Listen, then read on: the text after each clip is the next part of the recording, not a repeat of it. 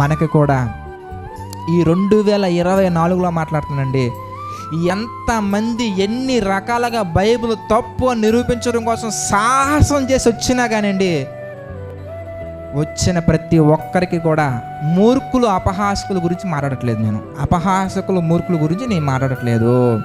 నిజాన్ని, సత్యాన్ని నిజంగా వెతకాలి, తెలుసుకోవాలనుకునే ప్రతి ఒక్కరికి కూడా 100కి 200% బైబిలే నిజం, యేసు ప్రభువారే నిజం, ఆయన మన నిమిత్తం ప్రాణత్యాగం చేశారు, ఆయన చనిపోయి తిరిగి లేచారనడానికి ఎక్కడెక్కడికి వెళ్ళకుండా బైబిల్లో ఆది కాండం నుంచి ప్రకటన గ్రంథం వరకు ఉన్న 66 పుస్తకాల నుంచి అనేకమైన ఆధారాలను మనం చూపించి బైబిలే నిజమని చెప్పడానికి ఎన్నో ఎవిడెన్సెస్ మనకు ఉన్నాయండి.